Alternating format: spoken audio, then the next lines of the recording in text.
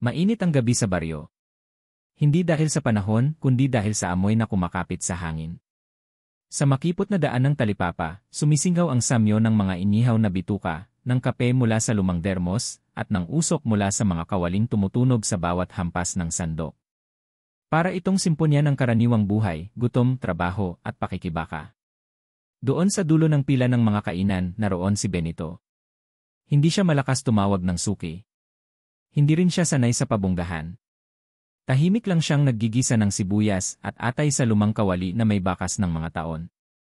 Sa bawat putok ng mantika, lumalabas ang halimuyak ng sisig niya, matapang, maalat, at may init na parabang kaya nitong magpabalik ng alaala. Ngunit ngayong gabi, kakaunti ang lumalapit. Ang mga mata ng tao ay hindi sa kanya nakatuon, kundi sa kabilang dulo, sa bagong pwesto ni Aling Beth. Doon, nakatambak ang karne. Hindi ordinaryo ang itsura, makintab, mapula, parang laging bagong hango. At higit sa lahat, ang amoy, may halong tamis at bango na hindi mawari kung pampalasa o panaginip. Ang mga tao'y parang nahihipnotismo. Lumalapit sila, natatawa, nagbabayad ng walang pagdadalawang isip. Pinagmasdan iyon ni Benito. Ang mga suking dati sa kanya nakaupo, ngayoy nakapila roon. Isang tadyang lang ang nabili sa kanya ngayong gabi. Sa gilid ng kanyang pwesto, umupo si Munching, matalik na kaibigan at permanenteng tagatikim. Nakasando, pawisan, pero laging may biro.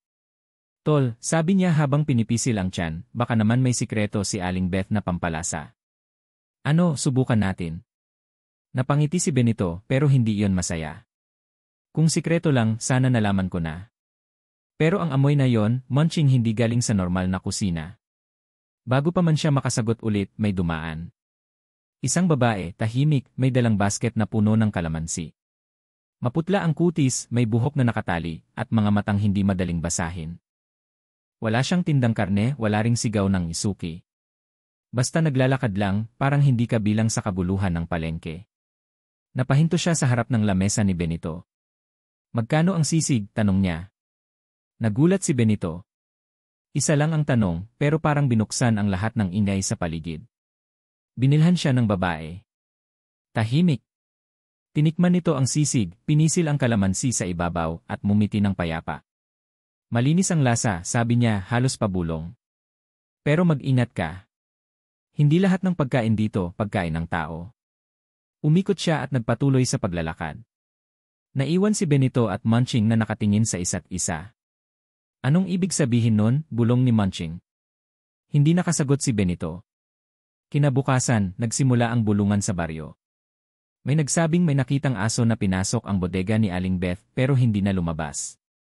May nagsabing masyadong mura ang karne niya, parang walang katapusan ang supply. At sa bawat sismis, lalo lang dumami ang suki niya. Gabi ulit. Sa gitna ng palengke, may isang matandang lalaki na bumili ng karne kay Aling Beth. Habang umunguya, bigla itong nanigas, bumagsak, at kumawag ang mga kamay na parang may kinakalaban sa loob ng kanyang tiyan. Nagsigawan ang mga tao. May tumulong, may lumayo. Si Benito. Baka sa kanya nang galing, may biglang sumigaw. Ang tingin ng lahat ay lumipat sa kanya. Napasapo si Benito sa dibdib. Hindi siya nakapagsalita. At sa gilid ng kanyang paningin, naroon muli ang babae na may dalang basket ng kalamansi.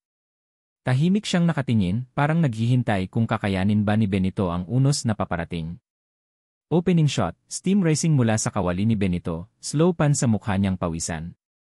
Contrast shot, car ni Aling Beth, saturated red, cinematic lighting na parang mystical. Sound design, sizzling ng sisig yellow home ng mga taong parang nabihag ng amoy ni Aling Beth. Character reveal, Cornelia, mysterious girl with calamansi, enters without fanfare, parang silent omen. Hook moment, pagbagsak ng matanda after eating, sets the conflict immediately. Hindi mapakali si Benito buong gabi. Nasa gilid ng kanyang banig, nakabukas ang bintana, at dinig ang tilaok ng manok na hindi dapat tumitilaok sa ganoong oras. Para bang gising din ang buong baryo, nagbabantay, nagmamasid. Nasa isip niya ang nangyari sa palengke, ang pagbagsak ng matanda, ang mga matang nakatingin sa kanya na puno ng duda. Pinikit niya ang mata, ngunit bawat pagdilat ay bumabalik ang amoy ng karne ni Aling Beth. Malamig. Malambot. Hindi pangkaraniwan. Sa kusina, nakaupo si Munching, umiinom ng kape. Hindi ka na naman nakatulog, tol, sabi nito, sabay dampi ng baso sa mesa. Paano ako makakatulog kung ako ang pinagbibintangan? Sagot ni Benito, may bakas ng pagkabalisa sa tinig. Ano plano mo? Hayaan na lang. Bukas, baka ikaw na ang paratangan ng pulis. Napayuko si Benito. Ang bigat ng sitwasyon. Ang kanyang maliit na negosyo, ang kanyang pangalan, nakasabit sa alambre ng tsismis. Kinabukasan, mas malakas ang bulungan. Si Benito raw, may halo ang sisig, baka kaya mura, dahil kung ano-anong karne nilalagay, naririnig niya ito habang pumiprito. Kahit pilit niyang pinapalakas ang apoy, mas malakas pa rin ang ingay ng tsismis kaysa sa sizzle ng kawali. At muli, lumitaw si Cornelia. Tahimik siyang nakatayo, may hawak na basket ng kalamansi, at nakatingin kay Benito na parabang sinusukat ang tibay ng loob niya. Bakit mo ako tinitignan ng ganyan? Tanong ni Benito, halos mabasag ang boses. Dahil alam kong hindi ikaw, sagot ni Cornelia, diretsyo, walang alinlangan. Kung hindi ako sino? Tumigil siya sandali, pinisil ang isang kalamansi, at pabulong na nagsalita, hindi lahat ng ginto ay yaman. Minsan, sumpa. At hindi lahat ng karne ay dapat kainin. Napakunot no si Benito. Hindi niya maintindihan ang ibig sabihin, ngunit ramdam niya, alam ng babaeng ito ang hindi nakikita ng iba. Gabi na naman. Sa tabing ilog, nag-usap sina Benito, Munching, at Cornelia. Ang lamig ng hangin, may huni ng kuliglig at tila pagaspas ng pakpak sa malayo. Kung gusto mong malaman ang totoo, wika ni Cornelia, kailangan mong makita ang pinagmumulan. Anong ibig mong sabihin? Tanong ni Benito. Si Aling Beth. Ang karne niya.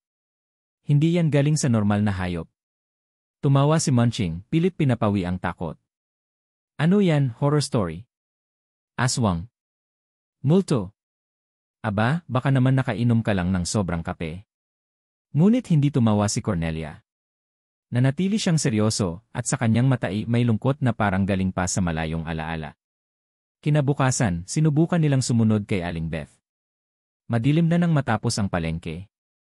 Habang isa-isang nag-aayos ng kanilang tindahan ang mga nagtitinda, nakita nila si Aling Beth na may dalang mabibigat na sako. Hindi karaniwang laman, sobrang bigat, sobrang tahimik. Nagkubli sina Benito at Munching sa likod ng lumang jeep, habang si Cornelia ay nakatayo sa dilim, parang aninong hindi pansin ng iba. Dahan-dahan nilang sinundan ang babae, patungo sa isang lumang bodega sa gilid ng ilog. Sa bawat yapak ni Aling Beth, sumasayaw ang sako na parang may laman na kumikilos. At nang dumating siya sa harap ng pinto, lumingon siya sandali, parang may inaamoy sa hangin. Nanlaki ang mata ni Benito, muntik na silang mahuli. Ngunit bigla ring pumasok si Aling Beth, isinara ang pinto, at nawala sa loob. Tahimik ang paligid. Naririnig lang nila ang tulo ng tubig mula sa bubong, at ang mahinang hangin na pumapasok sa mga bitak ng kahoy. Papasok ba tayo? Tanong ni Munching, nanginginig ang boses. Kung hindi, hindi natin malalaman, sagot ni Benito, kahit nanginginig din ang tuhod niya. Ngunit si Cornelia ang unang humakbang. Kung papasok kayo, gamitin niyo to, kinuha niya ang isang kalamansi at iniabot kay Benito. Bakit? Piga mo sa kahit anong karne na makita mo. Malalaman mo. Hindi na siya nagtanong. Hinawakan niya ito at sabay-sabay silang pumasok. Sa loob ng bodega, amoy kalawang at dugo. May mga kahong hindi nakasara, may mga kutsilyong may bakas ng pinatuyong dugo. Sa sulok, may mga butong hindi babagay sa hayop. Mas mahaba. Mas payat. Mas tao. Napahinto si Benito. Nanginginig ang kamay niya. At doon, sa ibabaw ng mesa, nakalatag ang isang piraso ng karne na parang ordinaryo lang. Nilapitan niya, pinisil ang kalamansi at piniga. Sa harap ng kanilang mga mata, nagbago ang kulay. Hindi pula. Hindi rin berde. Kundi violet, parang asul na nasunog ng dugo. Nakikita niyo na, mahinang sabi ni Cornelia. Hindi to galing sa hayop. Hindi rin basta tao. Ito ang tinatawag nilang awok, nilalang na nasa pagitan ng gutom at sumpa. Natigilan si Benito. Nanlamig ang buong katawan niya. Si Munching, biglang napasigaw, Diyos ko anong pinasok natin. At bago pa sila makaalis, may narinig silang ungol. Hindi galing sa hayop. Hindi rin galing sa tao. Kundi mula sa sulok ng bodega, isang tunog na parang may nilalang na gumigising mula sa pagkakatali. Nagkatinginan silang tatlo. At sa gabing iyon, nagsimula ang apoy ng misteryo na hindi na nila matatakasan. Soundscape, drip ng tubig, kalansing ng kalawang na pinto, mabigat na hinga ni Benito. Visuals, close-up sa kalamansi na pinipiga, unti-unting pag-iba ng kulay ng karne. Tension, suspense sa pagpasok sa bodega, reveal na gradual, hindi biglaan. Cliffhanger, tunog ng nilalang mula sa sulok, hint sa mas malaki pang panganib. Ang gabing iyon, matapos nilang makita ang karne sa bodega na nagbago ng kulay sa ilalim ng katas ng kalamansi, hindi na sila makatahimik.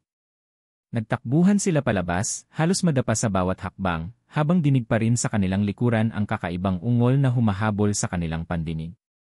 Para bang ang hangin mismo ay may hiningang hindi tao. Nang marating nila ang pampang ng ilog, huminto si Benito, hingal na hingal. Hindi ako makapaniwala, bulong niya. Si Munching, nanginginig, nakaupo sa bato. Kung totoo iyon, kung awok nga iyon, paano pa tayo makakapamuhay ng normal? Si Cornelia, tahimik lang. Nakatitig sa kalamansi sa kanyang palad, parang may sariling bigat na pasan. Hindi niyo pa nakikita ang lahat, sabi niya, halos pabulong. Kung naniniwala kayong tapos na, mas malaki pa ang susunod. Kinabukasan, parang walang nangyari ang palengke. Ang mga tao, balik sa pagbili ng karne kay Aling Beth. Wari walang nakarinig ng ungol, walang nakakita ng buto sa bodega. Ngunit para kina Benito, parang isa itong bangungot na hindi nila kayang itago. Lalong lumakas ang bulong-bulungan laban kay Benito. May nagsasabing kaya siya nagtatanong tungkol sa karne ni Aling Beth ay dahil naiinggit. May nagsasabing baka siya ang may masamang sikreto. At sa bawat salitang naririnig niya, lalong kumakapal ang bigat sa kanyang dibdib. Gabi. Nasa loob sila ng maliit na karinderya ni Benito. Si Munching, pilit nagbibiro pero halatang natatakot pa rin. Tol, kung ako sayo, aalis na ako dito. Bago ka pa mapag-initan ng husto. Kung aalis ako, para na rin akong umamin, sagot ni Benito, mariin ang tinig. Eh anong gagawin natin? Araw-araw, dumarami ang kumakain sa karne ni Aling Beth. At kung tama si Cornelia, hindi na sila mga tao. Napatingin si Benito kay Cornelia na mula pa kanina'y tahimik lang. Sabihin mo na sa amin ang lahat, ani Benito. Kung may alam ka, huwag mo na kaming bitinin. Huminga ng malalim si Cornelia. Hindi lahat ng awok ay masama. May ilan na piniling mamuhay ng tahimik. Pero ang pamilya ni Aling Beth sila ang uri na nagpapalakas sa pamamagitan ng tao. Kung hindi sila matitigil, mauubos ang baryong ito. Nanlamig si Benito. Paano mo alam lahat yan? Tanong niya. Saglit na natahimik si Cornelia. Tumitig sa kalamansi sa kanyang palad. Dahil dati isa akong kanila. Tumigil ang hangin. Napatayo si Munching, nanlaki ang mata. Ano? Hindi ako ipinanganak na tao. Isinilang akong awok. Pero pinili kong iwan ang dugo nila dahil ayokong mabuhay sa gutom ng kasamaan. Nabingi si Benito sa narinig. Kung ganon, bakit mo kami tinutulungan? Dahil nakikita ko sa iyo ang hindi ko nakita sa sarili ko noon, sagot ni Cornelia. Pagpipilit na maging tao. Pagpipilit na manatiling malinis kahit hirap. Kaya ko dala ang mga kalamansi. Galing yan sa punong matatagpuan sa bundok. Ang katas niyan ang tanging nakakapagpabunyag ng katotohanan. Hindi alam ni Benito kung magagalit o matatakot. Ngunit bago pa siya makapagsalita, may malakas na sigaw mula sa labas. Nagkagulo ang mga tao. Isang bata ang natagpuang nawawala matapos bumili ng karne kay Aling Beth. Nagpatakbo si Benito. Nakasalubong niya ang isang nanay na umiiyak, hawak ang tsinelas ng kanyang anak. Nawala siya. Huling nakita, lumapit sa pwesto ni Beth. Nabigla ang buong baryo. Ngunit si Aling Beth, kalmado lang, nakaupo sa kanyang mesa. Hindi ko alam ang sinasabi ninyo, malamig na tugon niya. Baka napunta lang kung saan ang bata. Ngunit sa mga mata niya, may ningning na hindi pangkaraniwan. At doon naramdaman ni Benito ang apoy ng galit na hindi niya napigilan. Kung hindi natin siya titigilan, marami pang mawawala, sigaw niya kay Munching at Cornelia. Ano ng plano mo? Tanong ni Munching, nanginginig pa rin. Titignan natin ang punong pinanggalingan ng kalamansi. Kung totoo ang sabi ni Cornelia, doon natin malalaman kung paano sila titigil. Kinagabihan, naglakad silang tatlo paakyat ng bundok. Madilim ang daan, may ulap na parang usok na bumabalot sa mga puno. Sa bawat yapak, may kaluskos. Sa bawat hinga, may pakiramdam na parang sinusundan sila. Si Cornelia ang nangunguna, hawak ang maliit na lampara. Bakit kailangan pang doon? Tanong ni Benito. Dahil ang punong iyon ang nagbabantay sa pagitan ng tao at awok, sagot ni Cornelia. Kung gusto ninyong lumaban, kailangan niyo ng prutas at pulbos mula roon. Ngunit may kapalit. Ano ng kapalit? Singit ni Munching. Tahimik si Cornelia. Ngunit sa kanyang mata, may bakas ng lungkot. Bawat prutas na pinitas, may alaala kayong mawawala. Nang makarating sila sa isang malawak na clearing, nasilayan nila ang punong sinasabi ni Cornelia. Hindi iyon ordinaryo. Mataas ito, ang mga sangay kumikinang na parang ginto sa ilalim ng buwan. Ang mga bungay maliwanag, halos lumulutang. At sa paligid, may mga aninong gumagalaw na parang bantay. Napalunok si Benito. Kung totoo to baka wala na tayong balikan. Ngunit sa isip niya, nakikita niya ang mukha ng batang nawala. Nakikita niya rin ang kanyang nanay, na laging nagsasabing ang sisig ay hindi lang pagkain, anak, kundi alaala. Humawak siya sa kawit ng kanyang alaala at nagpa siya. Kung kailangan ng alaala, akin na. Kung may mawawala, ako na ang magbibigay. Tumitig si Cornelia sa kanya. Sigurado ka? Kapag binigay mo, hindi mo na mababawi. Kung kapalit nito ay buhay ng mga tao, handa ako. Lumapit si Benito sa puno. Marahang inabot ang isang ginintuang kalamansi. At sa sandaling iyon, may malamig na hangin na dumampi sa kanyang ulo, parang may kamay na pumasok sa kanyang isip. Isang alaala ang unti-unting nawala. Hindi niya alam kung alin. Basta biglang nagkaroon ng puwang sa kanyang puso. At sa kanyang palad, naroon na ang prutas, mabigat, maliwanag, at puno ng sumpa. Sa gilid, si Munching ay halos hindi makapagsalita. Tol, anong ginawa mo? Si Benito, nakatingin sa kalamansi, mahigpit ang hawak. Wala nang atrasan. Visuals, bodega scene shadows and violet glow. Transition palink daylight, normal CS contrast. Twist Cornelia reveals she was once an awok. Sound design, whispers, cries of the missing child, eerie silence sa bundok. Emotional core, Benito's sacrifice of memory, his turning point from victim to warrior. Cliffhanger, he holds the golden calamansi, unaware what memory he lost. Tahimik silang bumaba mula sa bundok. Bitbit ni Benito ang ginintuang kalamansi na kumikislap sa dilim, parang apoy na nakapaloob sa balat. Ngunit may kakaiba. Sa bawat hakbang, ramdam niya ang puwang sa kanyang loob. Parang may iniwang butas ang alaala na nawala. Hindi niya matukoy kung anong nawawala, pero ramdam niya ang kirot, parang sugat na hindi makita. Benito, mahinang tawag ni Cornelia. Ano ang nawala?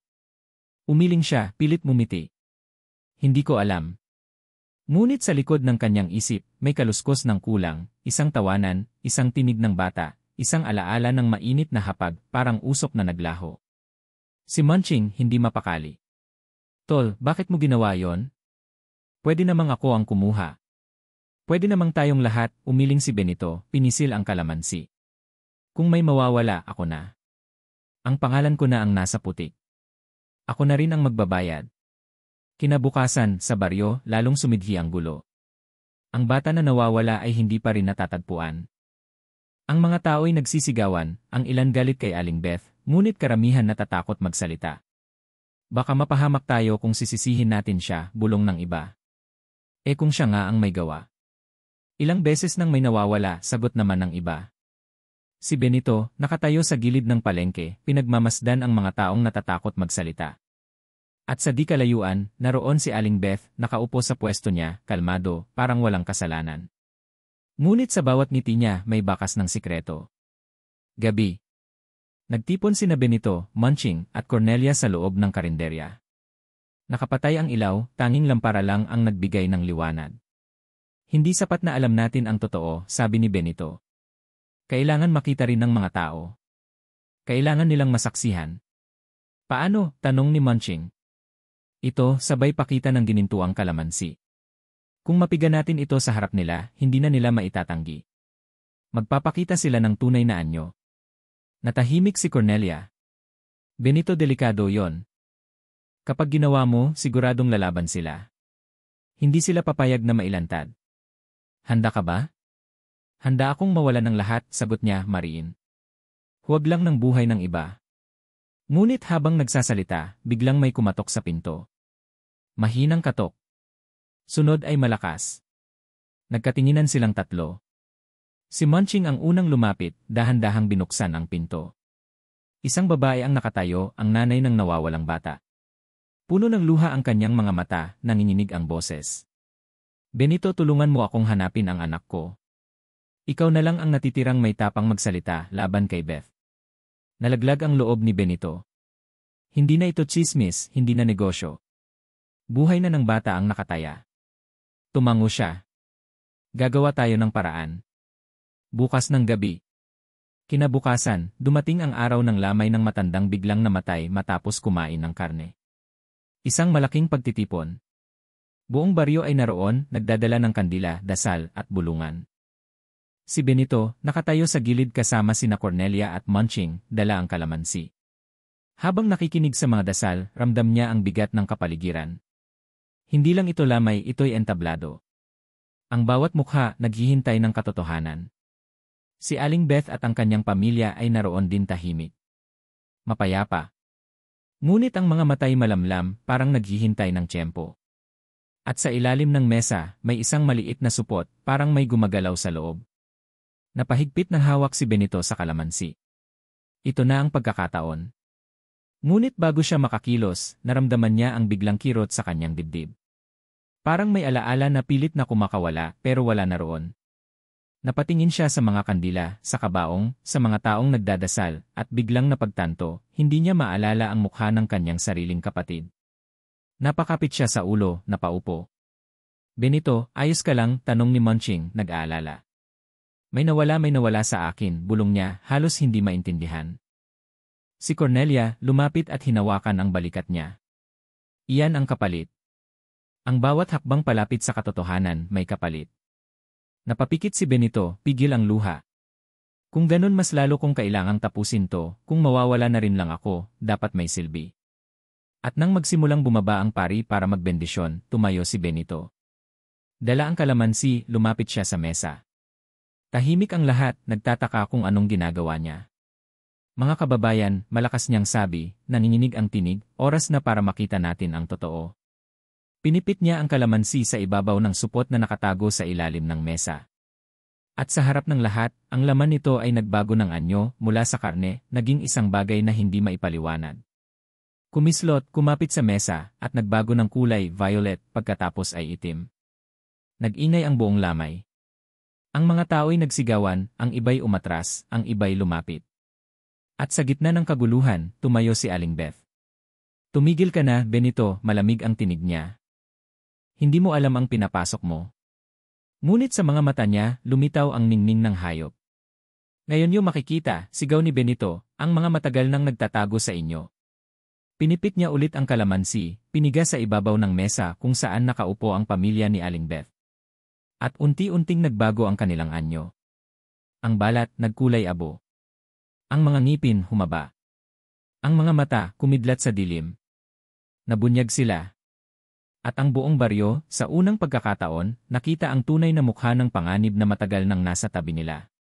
Ngunit kasabay nito, nagsimula ang sigawan ng mga bata, ang pagtakbo ng mga tao, at ang pagdilim ng paligid. Dahil ang mga awok ng malantad ay hindi na magtatago. Sila ay lalaban. At doon nagsimulang bumigat ang hangin. Ang lamay, biglang naging larangan ng digmaan. Si Benito, hawak ang kalamansi, nakatayo sa gitna ng dalawang mundo, ang takot ng tao at ang galit ng mga nilalang. At sa kanyang puso, may isang puwang na lalong lumalalim, ang alaala na nawala, at ang tanong kung sapat ba ang sakripisyo. Sumabog ang sigawan sa loob ng lamay. Ang mga kandila, na kanina'y nagbibigay liwanag, ngayon ay tila nag-aalab na apoy ng sindak.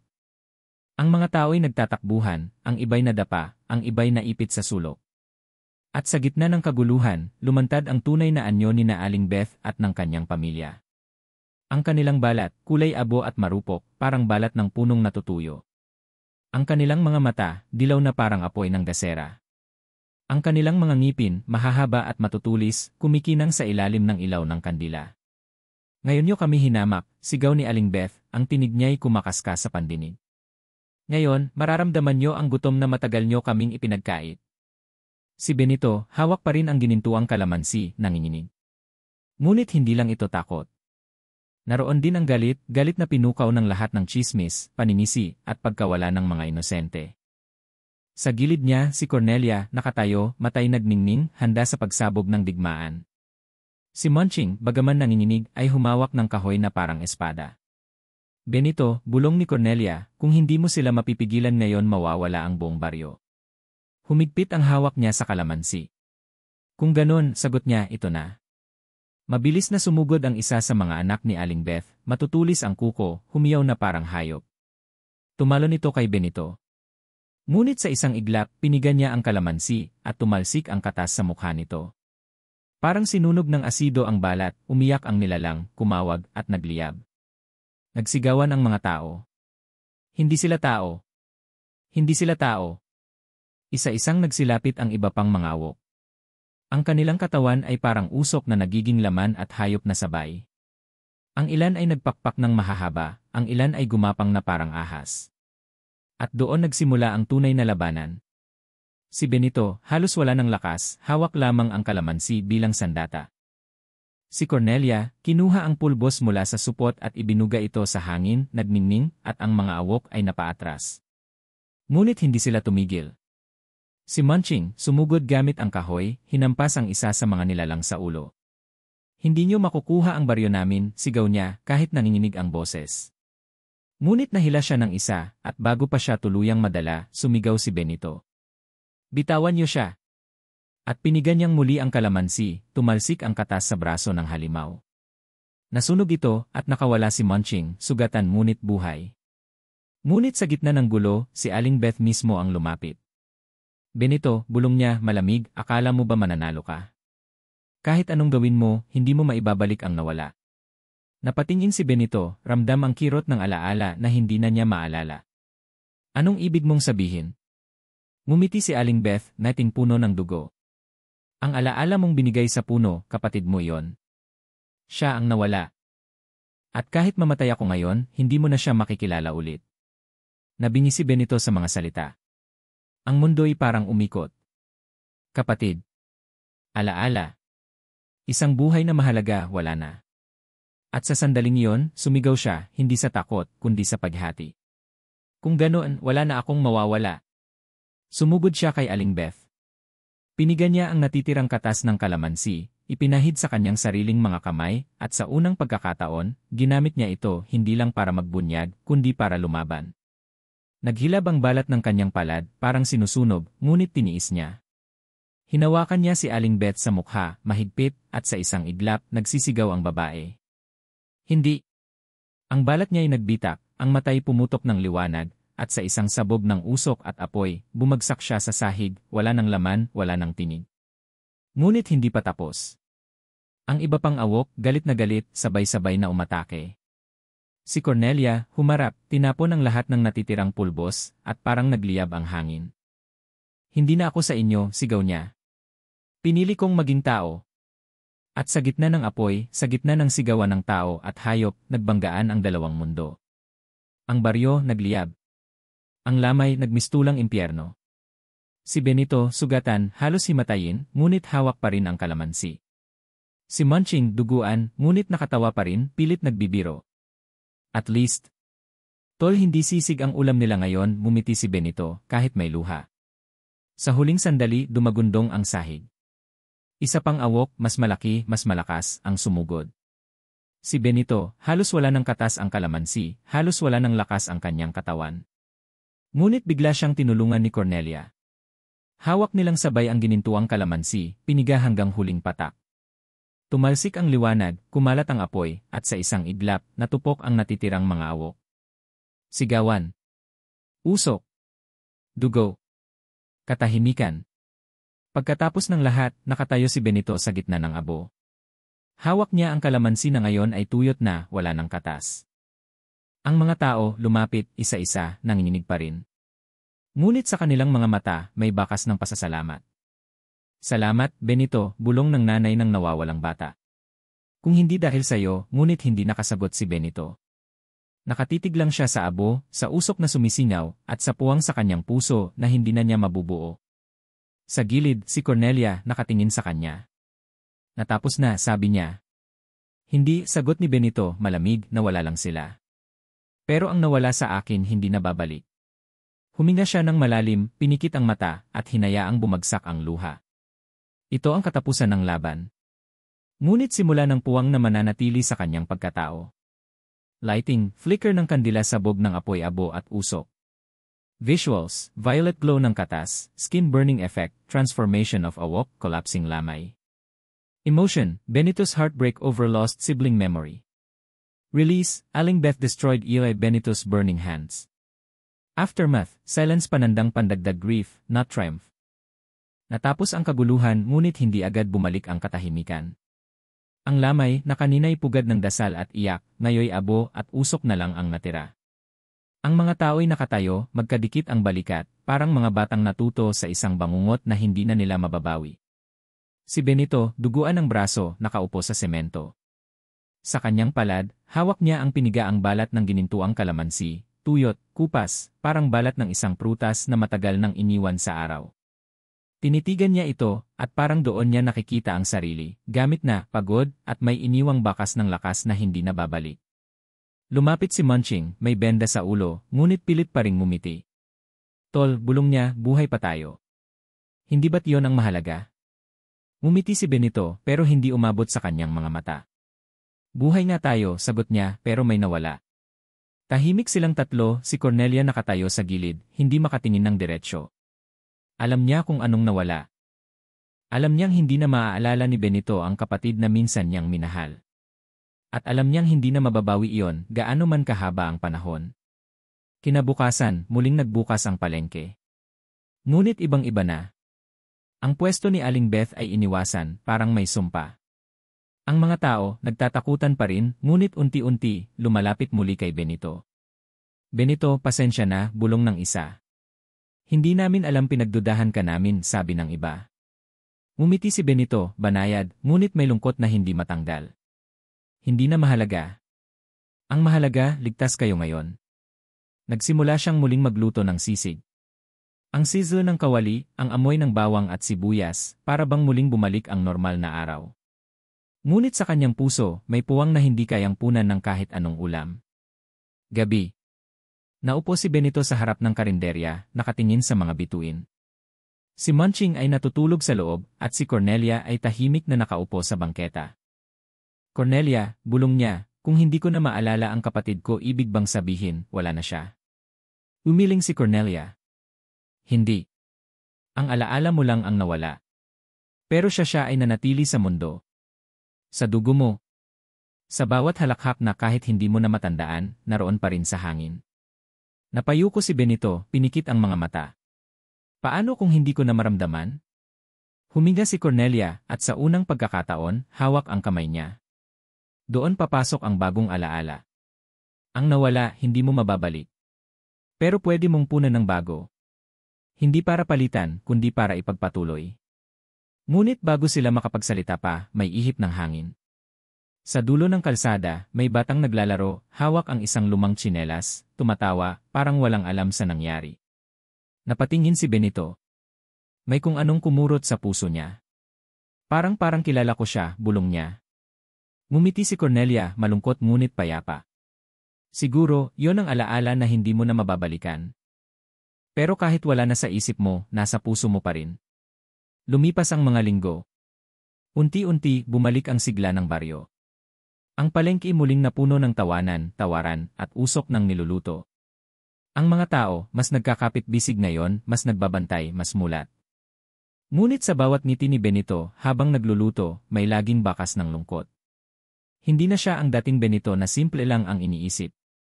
Siya na ngayon ang taong may dala ng bigat ng mga hindi nakikita. Si Cornelia nanatili. Nagbenta pa rin siya ng kalamansi, ngunit hindi na ordinaryo. Ang mga tao, bumibili hindi lang para sa lasa, kundi para sa kasiguraduhan. Para bang naging simbolo ito ng katotohanan. Isang gabi, matapos magsara ng karinderya, lumapit si Munching kay Benito. Tol, Anya, bakit parang laging malayo ang tingin mo? Tapos na ang laban, panalo na tayo. Pero bakit parang talo ka pa rin? Napatingin si Benito sa kawali, sa usok na umaakyat. Dahil sa bawat tagumpay may kapalit. At hindi ko alam kung handa akong mabuhay ng may kulang. Pero wala na akong magagawa. Tahimik si Munching. At sa unang pagkakataon, hindi siya nagbiro.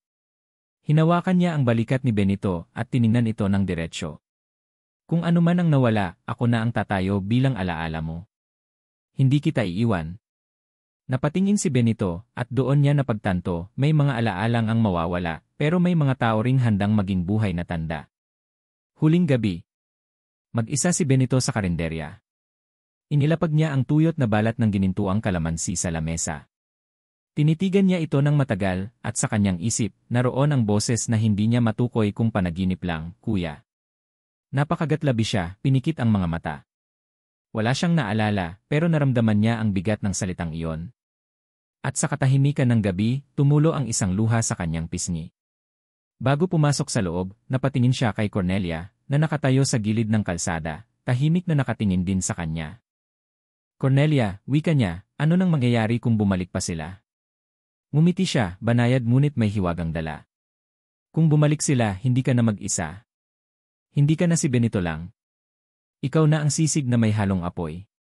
At ako, mananatili sa tabi mo. Nagtagpo ang kanilang mga mata.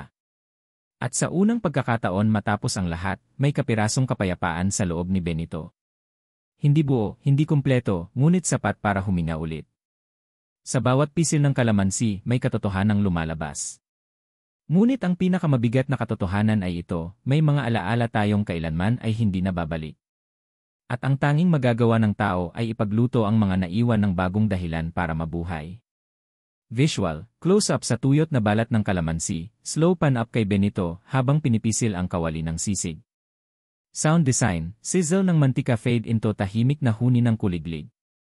Tone, bittersweet, haunting, reflective. Dalawa.